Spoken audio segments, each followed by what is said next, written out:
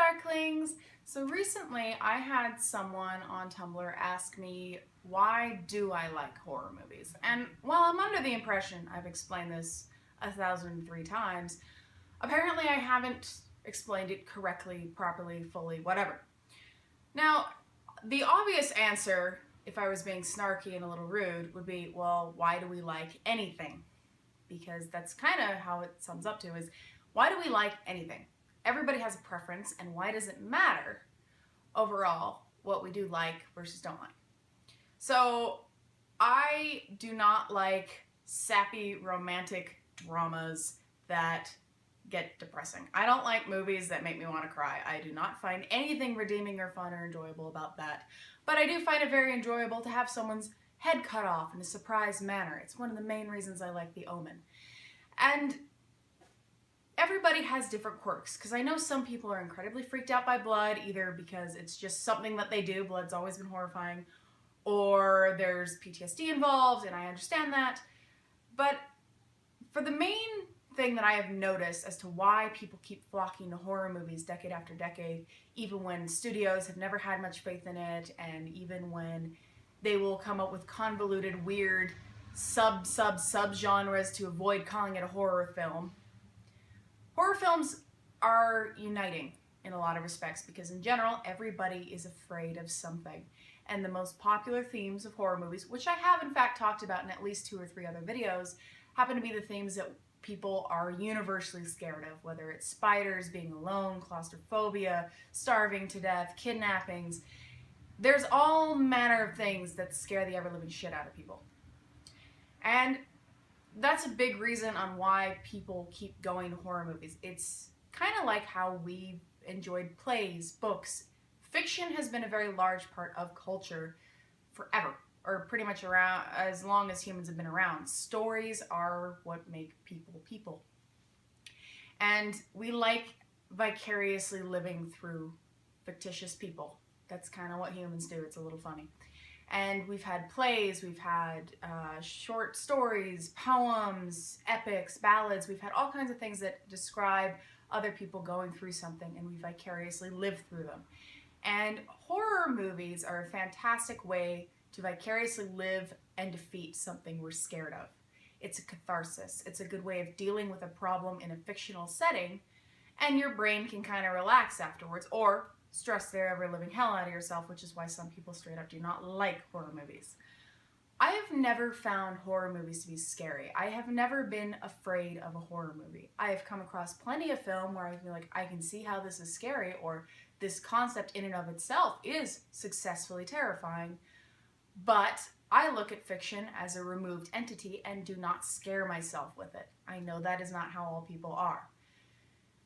And so, for example, my brother was about 4 or 5 when he saw the 1998 Mummy remake with Brendan Fraser, and he was terrified of the scarab beetles that would crawl underneath people's skin and would have nightmares about it for months. I can understand being scared of that. That's kind of incredibly traumatizing. When I was about 4 years old, I saw Indiana Jones and the Temple of Doom, and Kali Ma stuck with me forever because it was absolutely mind-boggling to have someone's heart ripped out of their chest. It completely threw me off. It didn't scare me, but it definitely perplexed me and intrigued me enough to be almost scared. And then there's the whole other side of why I like horror movies. I like background information on film. I know some people take films at face value, and I like trivia. I just devour trivia like crazy. This isn't news. I've talked about it. There's a main reason why I have so many fucking videos about horror movies on my channel. It's because I love trivia and I love reading about the history of a film. And so that's why I also collect books filled with trivia. For example, Vukovic's Horror Miscellany. This was about $5 from Barnes & Noble, and it's just little tidbits of info about various horror films, ranging from Universal Monsters to slasher films to literature that has helped inspire horror, and it's just little background info, and I just really like stuff like this. So this is a fun one. It's all in just like short bits.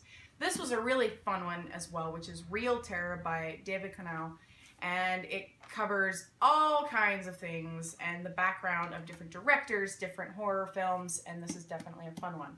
For ones that are not necessarily the same and are more like reviews and suggestions on what movies to watch, there is the Mammoth Book of Slasher Movies, an A to Z guide to more than 60 years of blood and guts. This one I've only flipped through a little bit because I'm mixed emotions on slasher films because generally I find them ultimately rather boring. But this is still kind of a fun book. Video Hound's Horror Show, 99 hair-raising, hellish, and humorous movies, is a little bit more fun. These kind of delve into cult things and covers a wide variety of titles across the genre, which is also quite fun. So those are guides to watching different horror films. Sometimes you can kind of look into the things that you do like about horror films, because horror seems to have the largest variety of sub-genres to it. And you can find more or less anything to your liking within a horror film in one form or another. It's kind of intriguing. For those that like monsters, John Landis's Monsters in the Movies, I have mentioned this before. This is a fantastic book. It's a fantastic coffee table book. It's a great thing to flip through. It has some really good interviews, and it covers all kinds of monsters broken up into subcategories with John Landis's little amusing spin on everything. So that's a very, very fun one. This one, not quite as great, but I have also mentioned this on multiple occasions, which is about Roger Corman, the king of the B-movie, because he is the king of camp. That's another thing I love about horror movies, is that you also get camp, which is hilarious, terrible, and guilty pleasure kind of stuff, and is a very interesting pop cultural phenomenon. And then for those who are classicists, there's the Universal Monsters. This is definitely a fun one as well, and it has full color, full page illustrations or photographs of different classic Universal films, such as The Invisible Man. So this is definitely a good one. That was a fantastic Christmas present. Another Christmas present for those that like a different type of camp, there is Hammer. This is kind of a historical guide covering more or less the whole history of Hammer in its prime boom from the 50s into the 70s, when they sort of collapsed before they had their renaissance with Let the Right One In, or Let Me In, a few years ago. And so this is definitely another fun one, again with the full page cover, color photos and everything. So this is also very, very fun. So why horror? Well, nothing is quite as bonding as the community of the people that make horror movies. That's another thing I've noticed. It's mostly, not always, mostly low budget, because these are labor of love productions. There is something that is so much fun and so DIY about people banding together to creatively make someone's head explode. There is something that is fantastic about Sam Raimi at 22 years old sitting in a puddle until he is frozen into it, holding a camera to get that perfect shot in Evil Dead.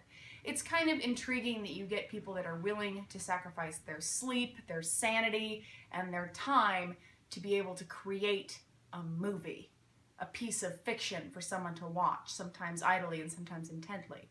I think that's fantastic and fascinating, and it seems to happen significantly more than dramas or comedies. Comedies are some of the hardest movies to make, because if you write a bad comedy, no one laughs.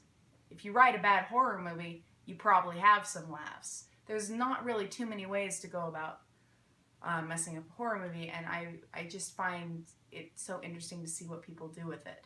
And it ranges. You get French extremist horror from the early 2000s. You get psychological horror in different styles based off of what country, and it gets broken up into how anyone interprets something that they are frightened of. So there was also another question I was asked, which is, well, what about those people that watch a horror movie and then decide to commit the crimes in the film? Should the directors be held responsible? This question made me a little frustrated, because it's kind of like, to be a little rough, is, yes, the one person who killed people to mimic a Rob Zombie movie ruined the fun for everyone else that understood it was a piece of fiction and who do not want to be insensitive towards mental illness.